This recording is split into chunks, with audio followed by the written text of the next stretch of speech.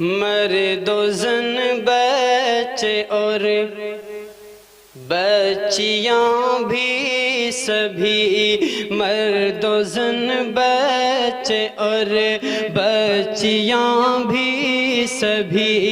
علم حاصل کرو، علم حاصل کرو۔ جی بہت اچھے، سبحان اللہ۔ مرد و زن بچے اور بچیاں بھی سبھی، علم حاصل کرو، علم حاصل کرو۔ یہی فرمان رب، یہی قول نبی، یہی فرمان رب، یہ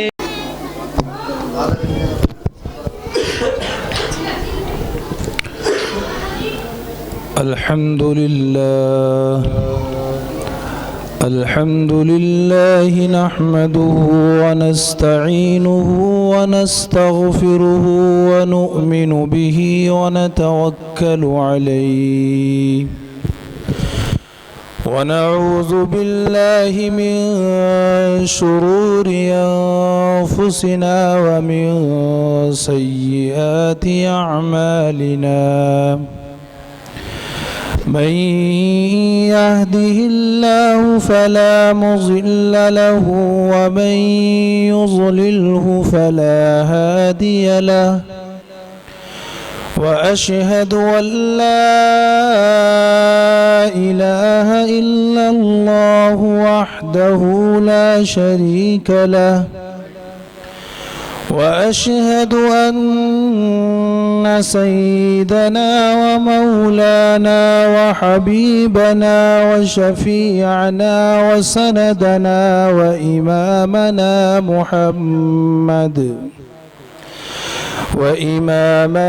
محمدًا عبده ورسوله. أما بعد، فأعوذ بالله من الشيطان الرجيم. بسم الله الرحمن الرحيم.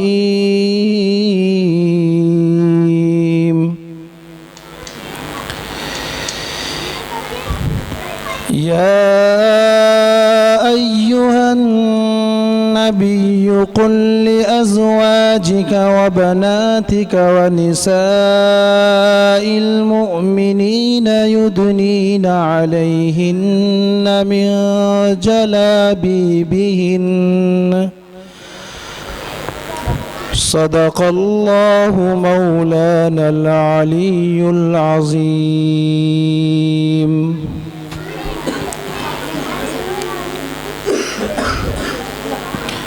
تیرے اعمال سے ہے تیرا پریشان ہونا،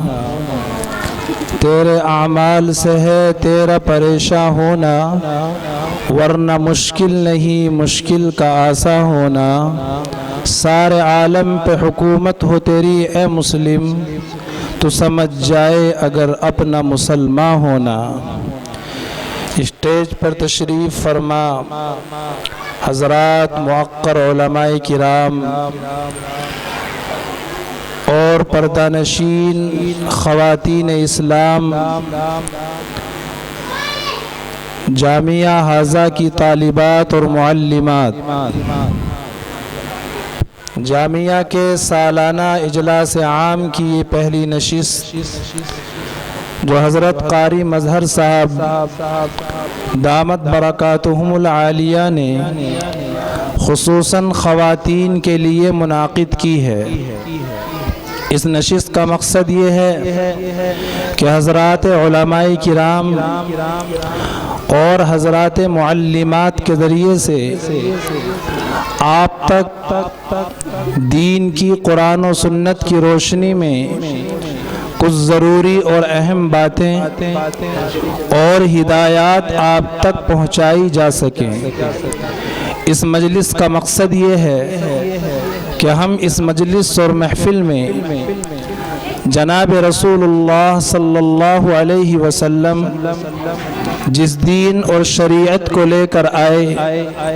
اس دین اور شریعت کی کچھ اہم ہدایات اور تنبیہات حضرات علماء کرام کی زبانی سماعت فرمائیں، اس امید کے ساتھ کہ وہ باتیں ہماری زندگی کے اندر مشعل راہ کا کام کریں اور ہمارے تاریک مستقبل کو روشن مستقبل بنانے میں سنگ میل ثابت ہوں۔ چنانچہ اسی غرض سے بندگی بھی آپ کے درمیان حاضری ہوئی۔ مقصد اس حاضری کا صرف آپ کے سامنے تقریر کرنا، آپ کا ان تقریری جملوں سے اپنے کانوں کو سکون پہنچانا بالکل بھی نہیں ہے، بلکہ مقصد اس طرح کی تقریروں، اس طرح کے پروگراموں اور اس طرح کی محفلوں کا یہ ہے کہ ہم قرآن و سنت کے مطابق اپنی زندگی کو ڈھالنے کا عزم مصمم کر کے اس محفل سے اٹھیں اور یہاں سے یہ عزم لے کے جائیں کہ اب تک جو زندگی گزری سو گزری، لیکن آئندہ ہم اپنی زندگی کی گاڑی کو قرآن و سنت کی شاہ راہ کے مطابق آگے بڑھانے کی فکر کریں گی۔ مجھے امید ہی نہیں بلکہ یقین کامل ہے کہ اسوڑی کی سمجھدار اور ہوشیار خواتین ان باتوں کو قیمتی موتی اور خوبصورت زیور سمجھ کر اپنے دامن میں سمیٹ کر لے جانے کی اور یہاں سے اٹھنے کے بعد ان خواتین تک پہنچانے کی فکر فرمائیں گی جو اپنی کسی مجبوری کی وجہ سے اس جلسے کے اندر شرکت نہیں کر سکی ہیں۔ حضرت قاری صاحب دامت برکاتہم اور حضرت مفتی خالد صاحب دامت برکاتہم، جن کی محنت اور سرپرستی کے نتیجے میں یہ محفل منعقد ہوئی اور یہ ادارہ الحمدللہ ہر دن کے ساتھ ترقی کی راہوں کا اور ترقی کی منازل کا سفر طے کر رہا ہے۔ میری دلی دعا ہے کہ اللہ تبارک و تعالی ان حضرات کی ان محنتوں کو قبول فرمائے اور اللہ اس ادارے کو دن دونی رات چوگنی ترقی عطا فرمائے اور اسی طرح اس ادارے کی چہار دیواری سے طالبات علوم نبوت اپنی علمی تشنگی اور علمی پیاس کو بجھا سکے۔ میری ماں اور بہنوں، اللہ تبارک و تعالی نے اس دنیا کے اندر بے شمار امتوں کو امت محمدیہ سے پہلے اس عالم رنگ و بو کے اندر بھیجا۔ ان کی ہدایت کے لیے اللہ نے بے شمار انبیاء علیہم السلام کو مبعوث فرمایا اور اللہ نے سب سے آخر میں اپنے سب سے پیارے محبوب اور پیارے نبی اور ان کی سب سے پیاری امت کو بھیجا۔ آقائے نامدار جناب رسول اللہ صلی اللہ علیہ وسلم ہمارے دل کی دھڑکن اور ہمارے دل کی آواز ہے۔ میری ماں اور بہنوں، اس کائنات کے اندر دو ہستی ایسی ہیں کہ جن کو ہم کسی وقت بھی فراموش نہیں کر سکتے۔ ایک ذات اللہ کی ذات ہے اور دوسری ذات آقائے نامدار جناب رسول اللہ صلی اللہ علیہ وسلم کی ہے۔ اللہ ہمارا محسن اعظم ہے اور اس کے بعد اس کائنات کے اندر اگر ہمارے اوپر کسی کا احسان ہے تو وہ آقائے مدنی جناب رسول اللہ صلی اللہ علیہ وسلم کی ذات گرامی ہے۔ اللہ کے احسانات اور اس کے انعامات کی اگر بات کی جائے تو قرآن کریم نے ان الفاظ میں بیان کیا،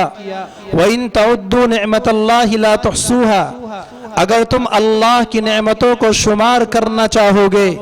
تو تم اللہ کی نعمتوں کو شمار کر نہیں سکتے، اس لیے کہ اللہ کی نعمتیں لامحدود اور لامتناہی ہیں۔ صبح سے لے کر شام تک اور شام سے لے کر صبح تک اللہ کے ہر بندے اور بندی پر اللہ کی نعمتیں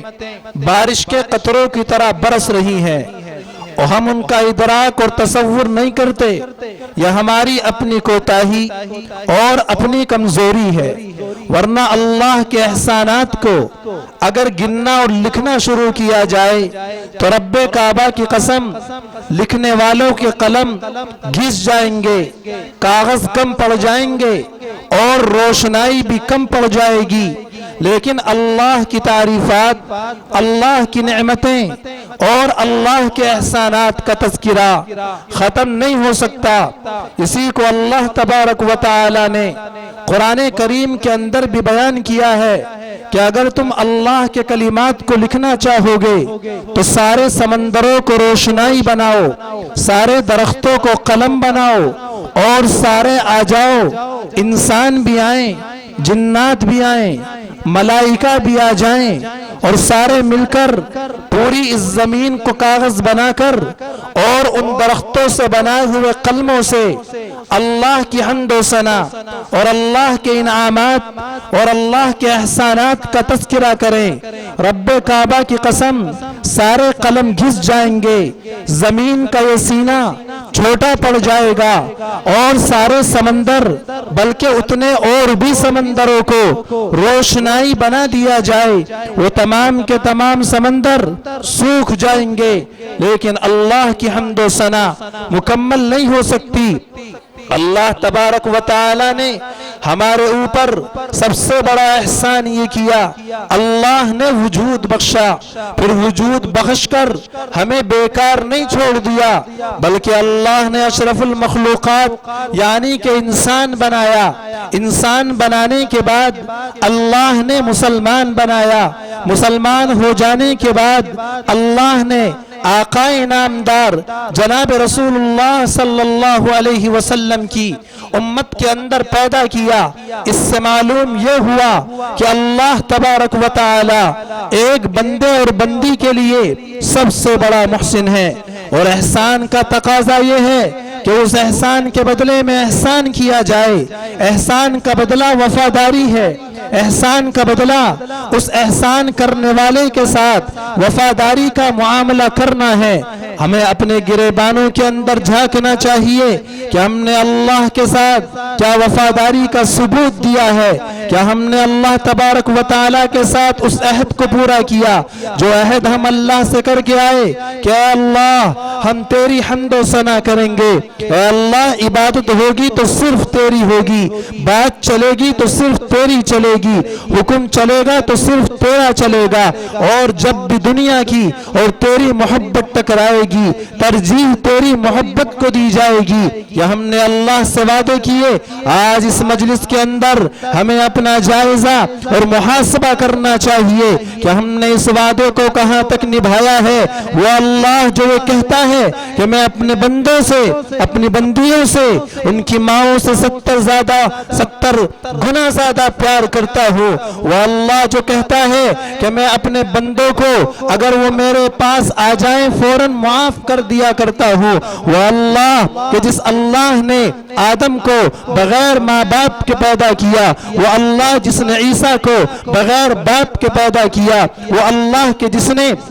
اس کائنات کے اندر رنگ بھرا، وہ اللہ کہ جس نے ابراہیم کو آگ کے اندر جلنے سے بچا دیا، وہ اللہ کہ جس نے اسماعیل کے گلے پر چھری چلی لیکن اس چھری کو چلنے سے روک دیا اور اسماعیل کے گلے کو کٹنے سے بچا لیا، وہ اللہ جس نے فرعون کے گھر میں موسیٰ علیہ السلام کی پرورش کر کے دکھائی۔ ان تمام باتوں سے اللہ یہ سمجھا رہا ہے کہ اللہ کے بندو، اے اللہ کی بندیوں، تمہارے لیے میرے در کے علاوہ کوئی در نہیں ہونا چاہیے کہ جس در کو تم اپنے لیے وہ در سمجھو کہ جہاں سے تمہاری ضروریات پوری ہو، جہاں سے تمہارے مرادیں پوری ہو، جہاں سے تمہاری منتیں پوری ہو۔ آج کے انسانوں کو کیا ہوا کہ وہ غیروں کے دروازوں پر جاتے ہیں، وہ مزاروں کے اوپر جاتے ہیں، وہ پیروں کے اوپر جاتے ہیں، اور وہاں جانے کے بعد چادریں چڑھانا اور منتیں مانگنا اور قبر والوں سے مرادیں مانگنا کہ ہمیں اولاد دے دی جائے، ہماری منتیں پوری کر دی جائے اور ہماری نظروں کو پورا کر دیا جائے۔ خاص طور سے عورتوں کے اندر اس طرح کی بدعات اور خرافات نے جنم لیا، اور انہوں نے اپنے اس اللہ کو بلا دیا جس اللہ کی شان یہ ہے یفعل اللہ ما یشاء، کہ اللہ جو چاہتا ہے کرتا ہے، واللہ علی کل شیء قدیر، جس کی شان ہے کہ اللہ ہر چیز پر قدرت رکھتا ہے، اللہ کے لیے کوئی کام مشکل نہیں ہے۔ اللہ تبارک و تعالی کی محبت کے اندر جب انسان اپنے آپ کو فنا کرتا ہے تو اللہ فرماتا ہے میں اس کا کان بن جاتا ہوں، جس سے وہ سنتا ہے، میں اس کی زبان بن جاتا ہوں، جس سے وہ بولتا ہے، میں اس کا پیر بن جاتا ہوں، جس سے وہ چلتا ہے، میں اس کا ہاتھ بن جاتا ہوں، جس سے وہ پکڑتا ہے۔ اللہ فرماتا ہے میں اس کا ہر کام بنا دیتا ہوں، اور میں اس کا ولی، اس کا دوست اور اس کا کارساز بن جاتا ہوں۔ جو بندہ اور بندی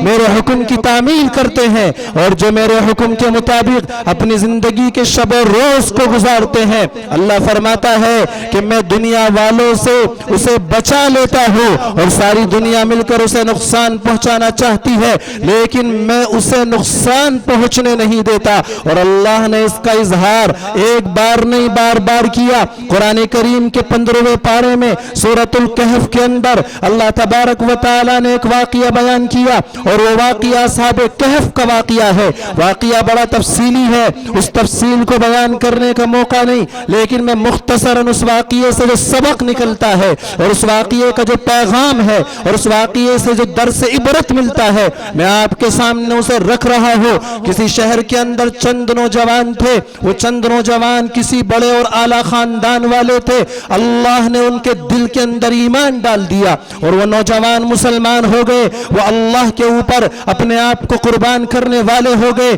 اور انہوں نے بتوں کے سامنے سجدہ کرنے سے انکار کر دیا۔ اس ملک کے اندر لوگ بت پرست تھے، اس ملک کے اندر لوگ بت ساز تھے، وہ اپنے ہاتھوں سے بتوں کو بناتے تھے، وہ اپنے ہاتھ سے پتھر کی مورتیاں بناتے اور ان مورتیوں کے سامنے اپنے سروں کو جھکاتے تھے۔ اور اس ملک کا جو بادشاہ تھا وہ بھی بت پرست تھا، وہ بھی اللہ کا مشرک تھا، وہ بھی اللہ کا منکر تھا۔ چنانچہ چند نوجوان جن کی تعداد مفسرین نے 7 بتائی، کچھ نے کہا وہ 11 تھے، کچھ نے کہا وہ 4 تھے، الغرض مختلف آرا مفسرین کی اس بارے میں آئی ہے۔ الغرض اللہ نے ان کے دل کے اندر ایمان ڈال دیا اور وہ لوگ اللہ کے اوپر نچھاور ہونے والے بن گئے۔ بادشاہ کو اس خبر کا علم ہوا کہ ہمارے ملک کے اندر چند نوجوان ہیں اور وہ نوجوان دائرہ ایمان کے اندر داخل ہو گئے ہیں۔ بادشاہ نے ان نوجوانوں کو طلب کیا، اپنے دربار کے اندر بلوایا اور دربار میں بلانے کے بعد ان سے بات چیت کی۔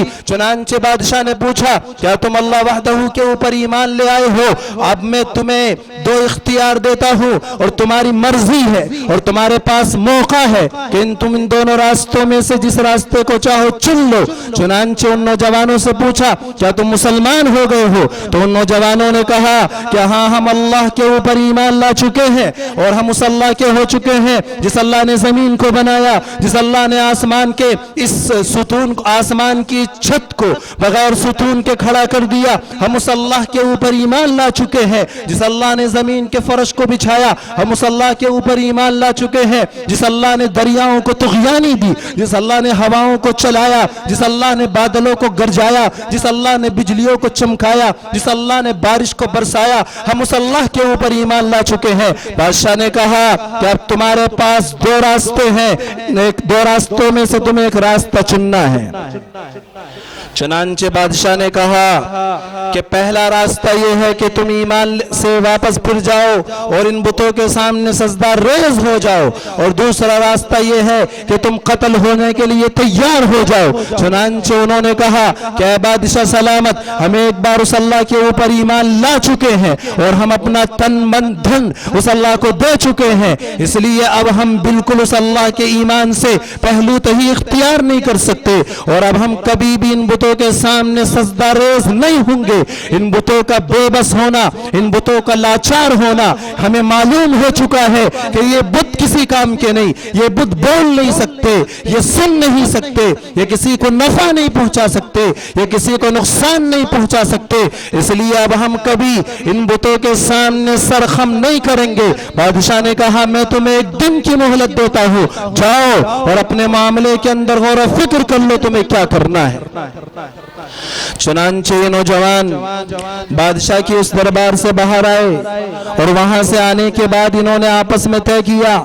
कि भाइयों अब बताओ करना क्या है। हमारे सामने अब दो रास्ते हैं, या तो अपने ईमान को बचा लो या फिर अपनी जान को निछावर कर दो, और इन बुतों के या तो अपने ईमान को बचाओ या अपने इन बुतों के सामने सरे तस्लीम खम कर दो और दोबारा से कुफ्र के अंदर वापस चले जाओ और इन बातिल खुदाओं के सामने झुक जाओ। अब बताओ करना क्या है। उन नौजवानों ने आपस में मशवरा किया, तो मशवरे में ये बात तय पाई कि हम ईमान का सौदा तो किसी कीमत पर नहीं कर सकते हैं, एक बार हम ईमान ला चुके सो ला चुके, इन बुतों के सामने सर झुकाने का कोई सवाल पैदा नहीं होता, इसलिए अब हम किसी कीमत पर ईमान से न फिरेंगे। तो लोगों ने कहा, उन्होंने आपस में कहा कि फिर तो बादशाह कत्ल कर देगा, तो उन्होंने प्लान बनाया कि हमें इस मुल्क को छोड़ देना चाहिए, और उन्होंने उस मुल्क को छोड़ दिया और अल्लाह के भरोसे पर निकल गए जंगलों की खाक छानते हुए, और वो गार के करीब पहुंचे। उन्होंने अल्लाह से कहा और अल्लाह से उम्मीद कायम की,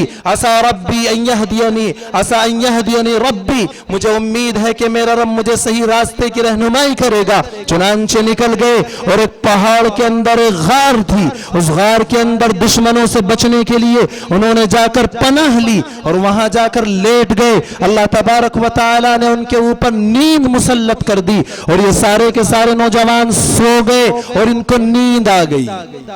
अल्लाह ने कुरान में बयान किया कि ये सोते रहे। कितने दिन सोए? 2 दिन, 4 दिन, 8 दिन, 10 दिन नहीं, कुरान ने बयान किया कि 300 साल तक सोते रहे। ये 11 नौजवान, ये 7 नौजवान 300 साल तक उसी गार में सोते रहे, और 300 साल तक न उन्हें भूख लगी न प्यास लगी, उनको खाने की जरूरत भी महसूस न हुई, न खाने की भूख न उन्हें जगाया, न प्यास की शिद्दत न उन्हें जगाया, न एक करवट से दूसरी करवट लेने न उन्हें जगाया, न उनके बदन को मिट्टी न खाया। कुरान ने बयान किया कि हमने उनको ऐसा कर दिया कि जब सूरज निकलता था तो उस गार की दीवार, उस गार का जो दरवाजा था उस दरवाजे से बच के निकलता, जब सूरज गुरूब होते हुए वहां से निकलता तो उस गार के दरवाजे से बच के निकलता। और फरमाया गया कि उनका रौब इतना लोगों के ऊपर डाल दिया गया कि अगर कोई उस गार के करीब आकर उसके अंदर झांकने की कोशिश करे तो अल्लाह उसके ऊपर रौब डाल देता था और वहां से वापस भाग जाया करता था। अल्लाह ने 300 साल तक इनको इसी हाल में रखा, और 300 साल के बाद अल्लाह ने इन्हें अचानक जगा दिया। जब ये जागे और बेदार हुए तो आपस में कहने लगे भी भूख महसूस हो रही है, अब खाने के लिए हमें किसी को शहर भेजना चाहिए। तब जाकर उन्हें भूख महसूस हुई और अपने में से एक आदमी को उन्होंने शहर में खाने के लिए भेजा।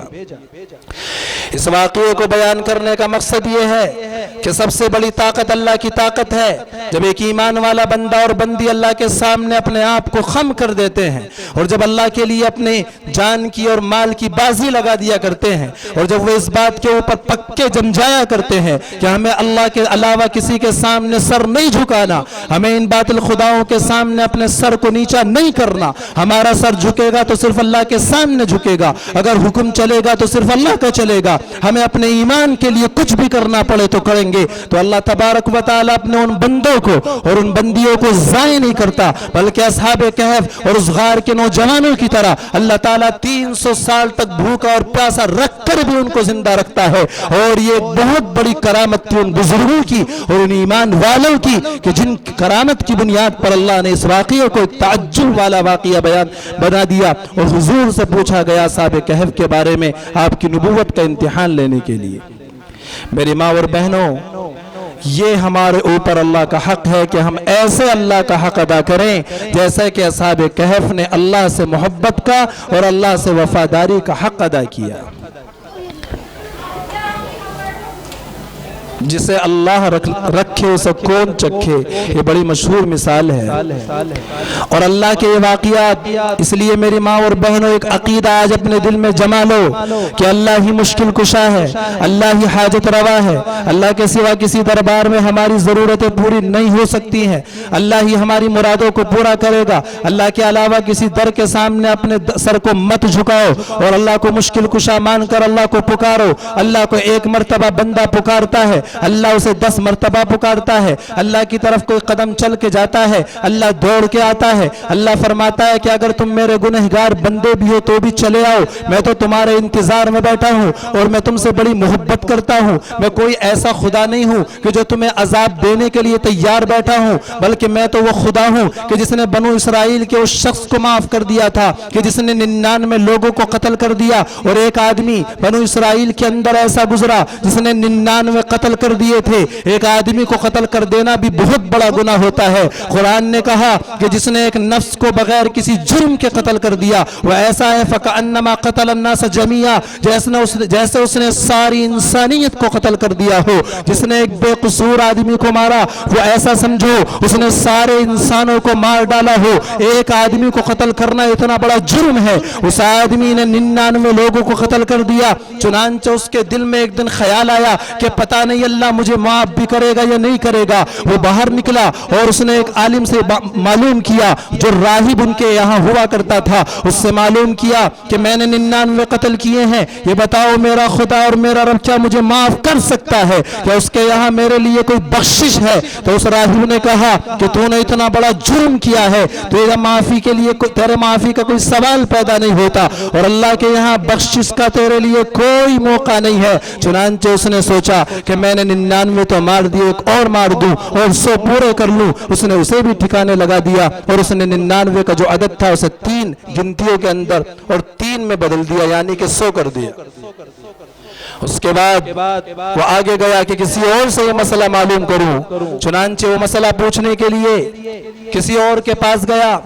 تو ان صاحب نے اسے بتایا کہ فلاں بستی میں چلے جاؤ، وہاں ایک اللہ والے رہتے ہیں، وہ تمہارے لیے ضرور کوئی نہ کوئی راستہ نکال لیں گے اور تمہاری بخشش کا کوئی نہ کوئی ذریعہ اور سبب پیدا ہو جائے گا۔ چنانچہ یہ اللہ کا بندہ جو گناہوں سے بالکل لت پت ہے اور جس نے اللہ کی زمین کو گناہوں سے بالکل ناپاک کر دیا ہے اور جسے بظاہر یہ امید نہیں لگ رہی ہے کہ اللہ مجھے معاف کر دے گا، چنانچہ یہ نکل گیا اس اللہ والے سے ملاقات کرنے کے لیے، اس بستی کا رخ کیا اور وہاں ابھی پہنچا نہیں تھا کہ راستے میں ہی موت کا وقت آ گیا اور حضرت اسرائیل آئے، اس کی روح کو قبض کر لیا اور اس کو موت آ گئی ہے، اور یہ ابھی اس آدمی کے پاس پہنچا نہیں جہاں اسے اپنی توبہ تلنا کرنی تھی اور جہاں جا کر اسے اپنی بخشش کے معاملات طے کرنے تھے۔ چنانچہ راستے میں اس کی وفات ہو گئی، عذاب والے فرشتے بھی آ گئے، رحمت والے فرشتے بھی آ گئے۔ عذاب والے فرشتے کہتے ہیں اس کی روح کو ہم لے کے جائیں گے، اس لیے کہ اس نے ابھی معافی نہیں مانگی تھی۔ رحمت والے فرشتے کہنے لگے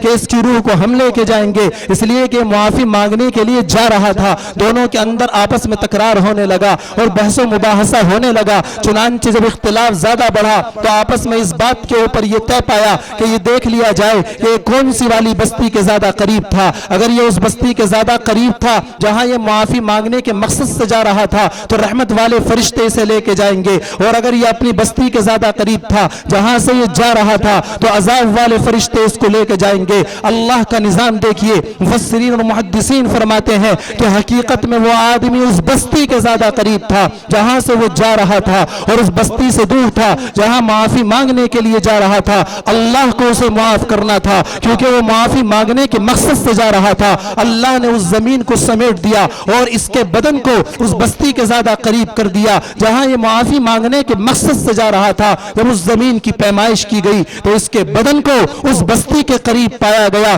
جہاں یہ معافی مانگنے کے لیے جا رہا تھا۔ چنانچہ رحمت والے فرشتے جیت گئے اور وہ اس کی روح کو لے کر چلے گئے۔ اللہ نے اس کو معاف کر دیا اس لیے کہ یہ بندہ صرف اللہ سے معافی مانگنے کے نیت سے سچے دل سے نکلا تھا۔ اللہ نے اس کے صدق دل کو قبول فرما لیا اور اللہ نے اس کے اس ارادے کو اور اس کی اتنی قدر فرمائی کہ اللہ نے اس کی مغفرت کا اعلان کر دیا۔ تو اللہ میرے بندوں اور بندیوں اتنی زیادہ اپنے بندوں سے محبت کرتا ہے، اس لیے اللہ کی بندیوں اللہ کی طرف توجہ کرو، اللہ کی طرف متوجہ ہو جاؤ، اللہ کے حق کو جانو اور پہچانو، اور جانے انجانے میں اگر کچھ غلطیاں ہو بھی گئی ہیں تو آ جاؤ اللہ کی طرف، اللہ معاف کرنے کے لیے تیار بیٹھا ہے۔ ہم لوگوں کے دروں پر جا جا کر ٹھوکریں کھا رہے ہیں، اللہ کے دربار میں آؤ، یہاں عزت بھی ملے گی، یہاں قدردانی بھی ملے گی۔ دوسرا حق جو ہمارے اوپر سب سے زیادہ اگر کسی کا ہے تو وہ ذات آقائے نامدار جناب رسول اللہ صلی اللہ علیہ وسلم کی ذات بابرکت ہے۔ ان کا احسان ہمارے اوپر سب سے بڑا، اگر آج ہم مسلمان ہیں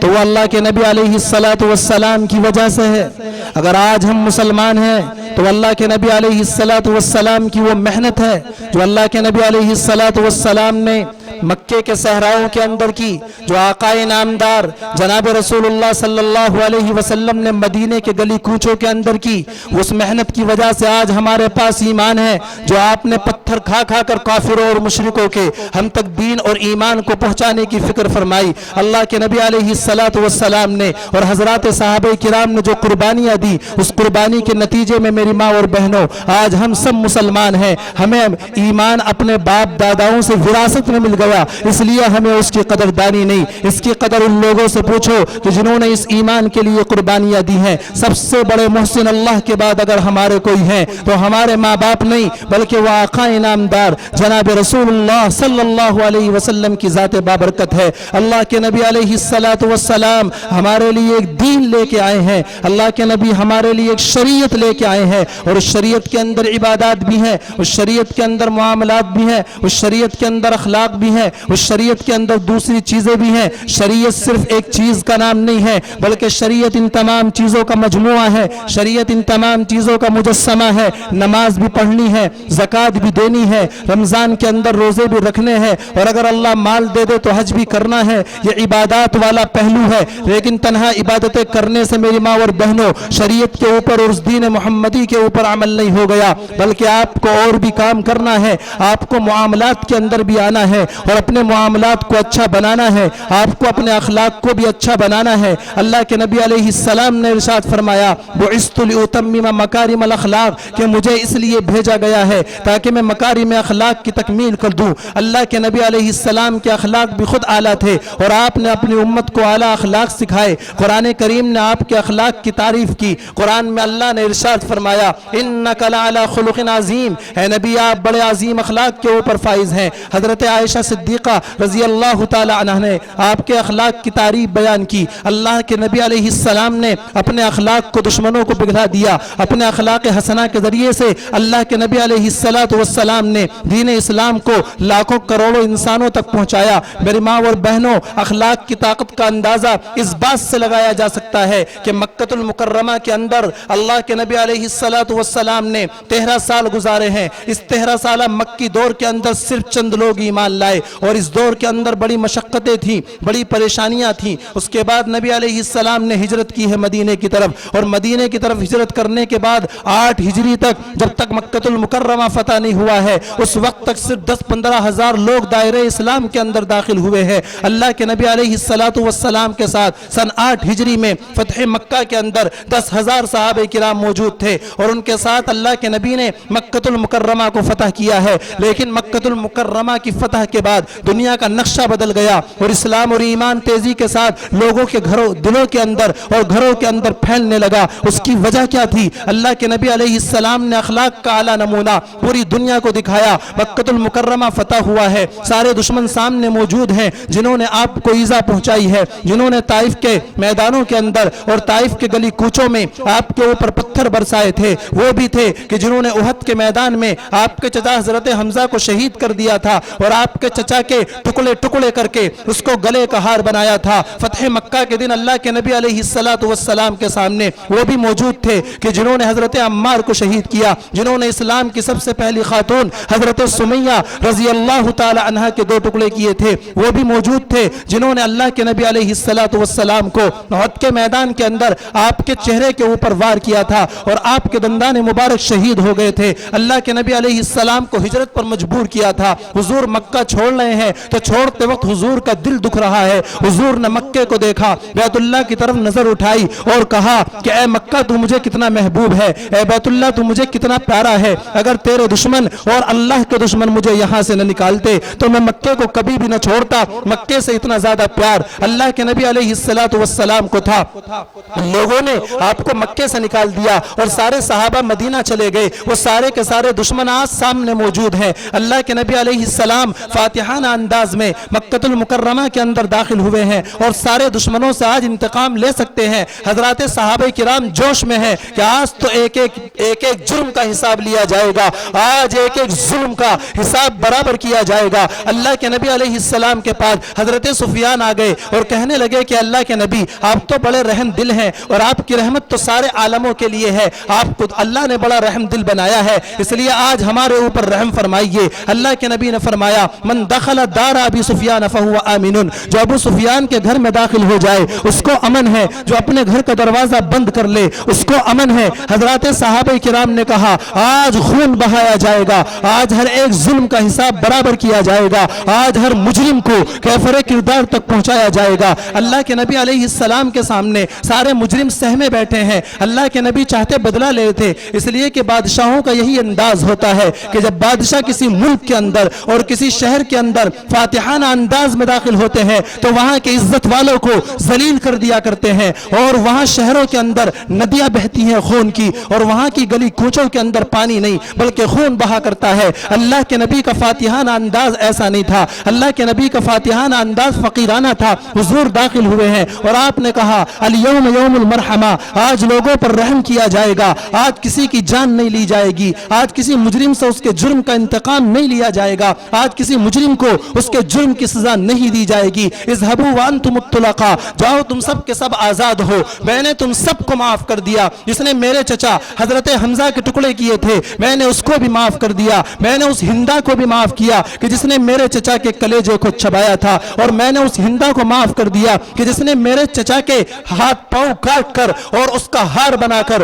اس کو اپنے گلے کے اندر لٹکایا تھا۔ آقائے نامدار جناب رسول اللہ صلی اللہ علیہ وسلم کی زبان سے یہ تاریخی الفاظ نکلے لا تسریبا علیکم اليوم، آج کسی کے اوپر کوئی الزام نہیں ہے، آج کسی کا کوئی مواخذہ نہیں کیا جائے گا۔ حضور کے اعلیٰ اخلاق دنیا کی تاریخ اس وقت سے اٹھاؤ جب سے یہ دنیا موجود ہے، حضرت آدم سے لے کر اور آج کے اس دن تک دنیا کی تاریخ میں بڑے بڑے حکمران آئے، بڑے بڑے بادشاہ آئے، بڑے بڑے سلطان آئے، بڑے بڑے آئے جنہوں نے آدھی دنیا کو فتح کیا، ایسے بھی آئے جنہوں نے ساری دنیا کو فتح کیا۔ ایک بادشاہ ایسا آیا جس نے بادشاہت کے اندر فقیری کی اور وہ فقیرانہ انداز کے اندر مکے میں داخل ہوا اور اس نے اعلان کیا آج کسی مجرم کو پکڑا نہیں جائے گا۔ یہ اخلاق تھے آقا انعامدار جناب رسول اللہ صلی اللہ علیہ وسلم کے۔ ان اخلاق کا اثر قوموں پر کیا پڑا، ان اخلاق کا اثر ان مجرموں پر کیا ہوا وہ بھی سنتے جائیے۔ ان کے اوپر اثر یہ ہوا کہ ہندا جیسی بدبخت عورت کہ جس نے اللہ کے نبی علیہ السلام کے چچا کا کلیجہ نکال کر چبایا ہو، ذرا اندازہ لگاؤ اس کے دل کے اندر کتنی نفرت ہوگی حضور کے لیے، اسلام کے لیے، مذہب اسلام کے لیے، حضور کے ماننے والوں کے لیے۔ وہ ایمان کے اندر داخل ہو گئی اور آ کے کہنے لگی اے اللہ کے نبی آج تک آپ کے چہرے سے زیادہ برا چہرہ کوئی نہیں تھا، مذہب اسلام سے برا مذہب کوئی نہیں تھا، لیکن آج پتہ نہیں اللہ نے دل کے اندر ایسی ایمان کی محبت ڈالی ہے، آپ سے زیادہ محبوب چہرہ کوئی نہیں، مذہب اسلام سے زیادہ مذہب محبوب مذہب کوئی نہیں۔ حضرت سفیان آ گئے، وہ بھی دائرہ اسلام کے اندر داخل ہو گئے، بڑے بڑے मुजरिम दायरे इस्लाम के अंदर दाखिल होते चले गए। और मैं ये बताना चाहता हूँ कि अगले 2 साल के अंदर 10 हिजरी में अल्लाह के नबी अलैहिस्सलातु वस्सलाम के साथ 1,24,000 सहाबा किराम थे। आपने जब आखिरी हज किया है तो हज्जतुल वदा में अल्लाह के नबी अलैहिस्सलातु वस्सलाम के साथ 1,24,000 हजरात सहाबा किराम है। यानी इससे मालूम यह हुआ कि इन 2 सालों के अंदर इस्लाम इतनी तेजी के साथ फैला है कि पिछले 20-21 साल के अंदर उतनी तेजी के साथ इस्लाम नहीं फैला जितना फतह मक्का 8 हिजरी के बाद इस्लाम फैला है। और उसकी वजह सिर्फ एक है कि अल्लाह के नबी अलैहिस्सलातु वस्सलाम ने अपने अखलाक का आला नमूना दुनिया के सामने पेश किया है और दुनिया को बता दिया कि इस्लाम तलवार की नोक पर नहीं बल्कि इस्लाम अखलाक के नरम रवैये से फैला है। और इस्लाम ने लोगों को मोहब्बत का दर्ज देकर उनके दिलों के अंदर जगह बनाई है। मेरी माँ और बहनों, आज भी जरूरत इस बात की है कि आपस में मोहब्बत को आम किया जाए, आपस में हमदर्दी के जज्बे को फरोग दिया जाए, उखुव्वत और भाईचारगी को आम किया जाए। आज मसला ये बन चुका है कि हर घर के अंदर आपस में लड़ाई और झगड़े हैं, भाई भाई से मुत्तफिक नहीं है, बहन भाई में लड़ाइयाँ चल रही है, शोहर बीवी के अंदर लड़ाइयाँ हैं और घरों के अंदर ऐसे झगड़े हो रहे हैं जैसे 2 मुल्कों की जंग चल रही हो। और किसी घर के अंदर अमन और चैन और सुकून नहीं है, हर घर जहन्नम का गढ़ा बनता जा रहा है। और जन्नत जैसी फिजाएं जो हर घर के अंदर होनी चाहिए थी और इस्लाम ने और आका इनामदार ने जो अपनी मुआशरती जिंदगी के अंदर नमूना पेश किया था, आज हमारे घर उससे महरूम हो गए। उन घरों के अंदर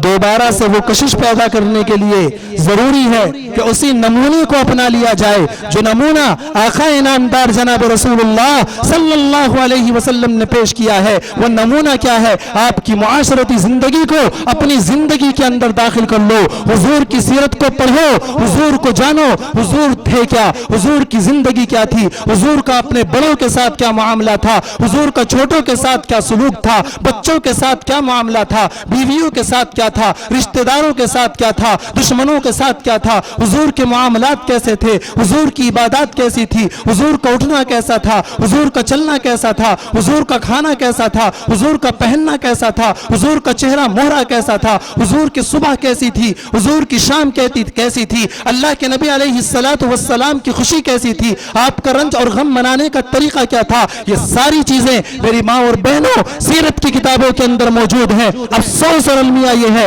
हमने पढ़ना छोड़ दिया, हमने अपने नबी की सीरत का मुताला करना छोड़ दिया। हमें पता ही नहीं हमारा नबी कितना अजीम इंसान था, हमें ये मालूम नहीं कि इस दुनिया के अंदर अल्लाह के बाद अगर कोई अजीम इंसान पैदा हुआ है तो वो मेरा और तुम्हारा नबी है कि जिसको अल्लाह ने आसमानों की सैर कराई है और शब मेराज के अंदर अल्लाह के नबी अलैहिस्सलाम को अल्लाह ने अपने सामने बिठाकर अपना दीदार बख्शा है और अपनी ज़ियारत से मुशर्रफ किया है। वो मेरा और आपका नबी है। हमें सीना तान के कहना चाहिए हम अल्लाह के नबी अलैहिस्सलातु वस्सलाम के नाम लेवा हैं। इसलिए मेरी आपसे दूसरी गुजारिश ये है उस नबी की सीरत की किताबें मंगाओ और उन्हें पढ़ना शुरू करो। ये पढ़ना सिर्फ इन तालिबात के लिए नहीं है कि जिन तालिबात ने इस मदरसे के अंदर दाखिला ले रखा है वो तो पढ़ेंगी। हमारी जो और माएँ बहनें हैं, अफसोस की बात यह है और बहुत अफसोस के साथ ये कहना पड़ता है कि इल्म से उनको मोहब्बत बिल्कुल खत्म हो गई है और वो सीरत की किताबों का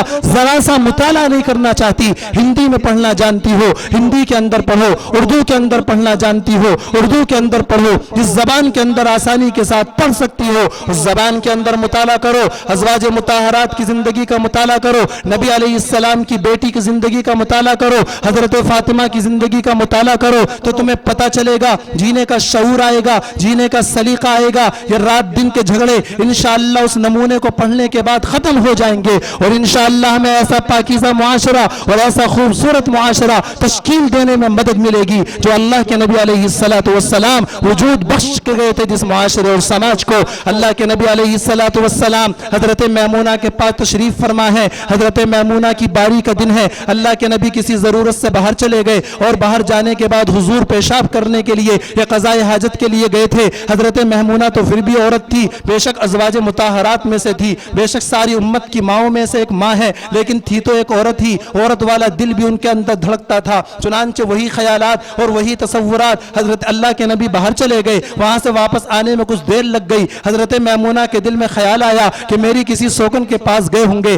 آنے دو میں انہیں بتاتی ہوں۔ چنانچہ حضرت میمونہ کے پاس اللہ کے نبی کچھ دیر کے بعد آئے۔ حضرت میمونہ نے دروازے کی کنڈی اندر سے بند کر دی اور دروازہ کھولا نہیں۔ اللہ کے نبی علیہ السلام باہر کھڑے ہیں، حضرت میمونہ سے کہہ رہے ہیں کہ میمونہ دروازہ کھول دو، آخر کیا جرم ہے میرا کہ تم دروازہ نہیں کھولتی؟ تو حضرت میمونہ نے کہا کہ جاؤ تم اسی کے پاس چلے جاؤ جہاں تمہیں جانا تھا۔ اللہ کے نبی نے کہا کہ تم نبی کے بارے میں غلط فہمی کا شکار ہو گئی ہو، کیا نبی بھی امانت میں خیانت کر سکتا ہے؟ نبی سے بڑا امانت دار کون ہو سکتا ہے؟ چنانچہ انہیں اپنے کیے پر شرمندگی ہوئی اور انہوں نے دروازہ کھول دیا۔ اللہ کے نبی علیہ السلام اندر داخل ہوئے، اور اندر داخل ہونے کے بعد حضور کا رویہ کیا تھا ذرا وہ بھی ملاحظہ کرے۔ اللہ کے نبی علیہ السلام کے چہرے پر کوئی شکن نہیں تھی، اللہ کے نبی علیہ السلام کی زبان پر سخت الفاظ نہیں تھے، اللہ کے نبی علیہ السلام کے چہرے پر غصے کے آثار نہیں تھے۔ حضور نے کچھ نہیں کہا کہ تمہارا دماغ خراب ہو گیا ہے کہ تم نے مجھے باہر کھڑا ہونے کے لیے مجبور کر دیا، ہم جیسا کوئی آدمی ہوتا تو وہ اپنی بیوی کو نہ جانے کتنی سناتا، لیکن اللہ کے نبی علیہ السلام کے اخلاق دیکھو کہ حضور نے وہاں حضرت میمونہ کو اخلاق دکھائے اور آپ مسکراتے ہوئے چہرے کے ساتھ گھر کے اندر داخل ہو گئے۔ ان اخلاق کو پیدا کرو، اور یہ اخلاق صرف شوہر کی طرف سے نہیں بلکہ بیوی کی طرف سے بھی دکھائے جانے چاہیے۔ اللہ کے نبی علیہ السلام نے دونوں طرف سے تعلیم دی ہے۔ حضرت عائشہ صدیقہ کے ساتھ اللہ کے نبی سفر میں جا رہے ہیں، حضرات صحابہ کرام بھی موجود ہیں۔ اللہ کے نبی علیہ السلام نے صحابہ سے کہا کہ صحابہ آگے چلے جاؤ، مجھے حضرت عائشہ کے ساتھ وقت گزارنا ہے۔ چنانچہ صحابہ کرام آگے چلے گئے۔ حضرت عائشہ سے اللہ کے نبی نے کہا کہ عائشہ دوڑ لگائیں، چنانچہ حضرت عائشہ کے ساتھ اللہ کے نبی علیہ السلام نے دوڑ لگائی، اور اس دوڑ میں اللہ کے نبی نے حضرت عائشہ کو پچھاڑ دیا، عائشہ پیچھے رہ گئی۔ اللہ کے نبی علیہ السلام آگے نکل گئے، حضرت عائشہ بڑی غمگین ہوئی۔ اللہ کے نبی علیہ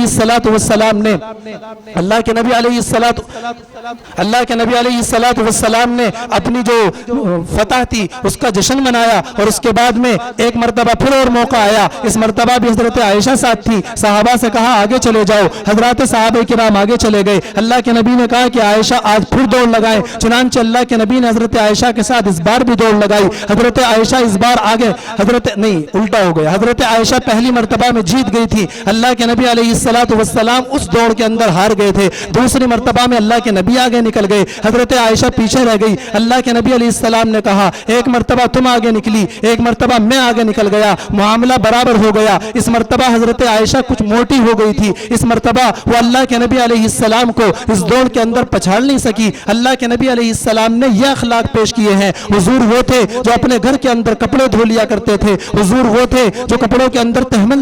پیون لگا لیا کرتے تھے، حضور وہ تھے کہ جو اپنے اونٹوں کو چارہ ڈال دیا کرتے تھے، اللہ کے نبی وہ تھے جو اپنے چپلوں کو گانٹھ لیا کرتے تھے، اللہ کے نبی علیہ السلام وہ تھے جو اپنے گھر کے اندر اپنی عورتوں کو بیویوں کا ہاتھ بٹایا کرتے تھے، اللہ کے نبی وہ تھے جو بچوں سے محبت کیا کرتے تھے، حضرت حسن اور حسین کو اپنے اوپر سوار کر کے ان کے لیے گھوڑا بن جایا کرتے تھے، اور صرف یہ سلوک اللہ کے نبی کا ان کے ساتھ نہیں تھا، اپنی بیٹیوں کے ساتھ یہی رویہ تھا۔ لیکن حضور کی بیٹی کو دیکھو، حضرت فاطمہ کس دور سے گزر رہی ہیں، کائنات کے سردار کی بیٹی ہے۔ میری ماں اور بہنوں، آج ہماری زبانوں کے اوپر شکوہ ہے کہ ہمارا شوہر ہماری ضروریات پوری نہیں کرتا۔ میری ماں اور بہنوں، آج تو بڑی خوشحالی کا دور ہے، اس دور کو دیکھو کہ حضرت فاطمہ رضی اللہ تعالی عنہا مشق کے اندر پانی بھر کے لا رہی ہیں اور اس کو اپنے اس پیٹ کے اوپر سوار کرتی ہیں، اور آپ اپنے ہاتھ سے چکی پیستی ہیں، آپ کے ہاتھ کے اندر چھالے پڑ جایا کرتے تھے اور آپ کی پیٹ جھک جایا کرتی تھی۔ اس مشق کے بوجھ سے اللہ کے نبی علیہ السلام کے پاس آ گئی کہ اللہ کے نبی، سنا ہے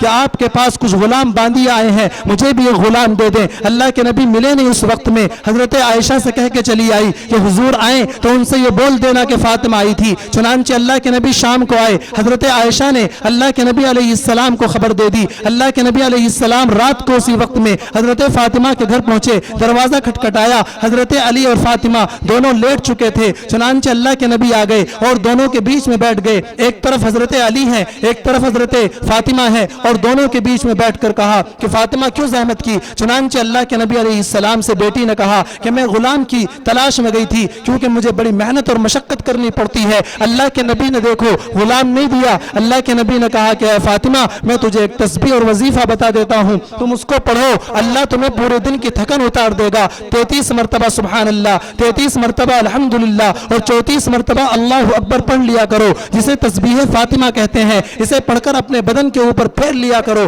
پورے دن میں جو تھکان ہوتی ہے اللہ وہ ساری کی ساری تھکان اتار دے گا۔ ایک مرتبہ حضرت فاطمہ بیمار ہو گئی، اللہ کے نبی علیہ السلام کو پتہ چلا، ایک صحابی کو ساتھ لیا جن کا نام عمران بن حسین ہے، چنانچہ اللہ کے نبی علیہ السلام اور وہ صحابی رسول حضرت فاطمہ کے گھر پہنچے، دروازہ کھٹکھٹایا، حضرت فاطمہ سے اللہ کے نبی نے کہا کہ فاطمہ میرے ساتھ ایک صحابی اور ہے، اس لیے تم پردہ کر لو۔ اللہ کے نبی سے ان کی بیٹی نے کہا ذرا توجہ کے ساتھ سنو کہ دونوں جہان کے سردار کی بیٹی کس حال کے اندر زندگی گزار رہی ہے۔ اللہ کے نبی علیہ السلام نے اپنی بیٹی سے کہا پردہ کر لو، بیٹی نے اندر سے جواب دیا کہ اے میرے ابا جان پردہ کہاں سے کروں، گھر کے اندر ایک چادر بھی ایسی نہیں ہے کہ جس چادر کو میں اپنے سر کے اوپر ڈال لوں اور ان صحابی رسول سے پردہ کر لوں۔ حال یہ ہے کہ میرے سر کے اوپر ڈالنے کے لیے کوئی چادر یا اوڑھنی بھی موجود نہیں ہے اور بیمار ہوں، دوائی کا کوئی انتظام نہیں ہے۔ اللہ کے نبی علیہ السلام اندر گئے، اپنی بیٹی کو گلے سے لگا لیا اور کہا کہ اے بیٹی کیا ہوا؟ انہوں نے کہا کہ اے میرے ابا جان میں بیمار ہوں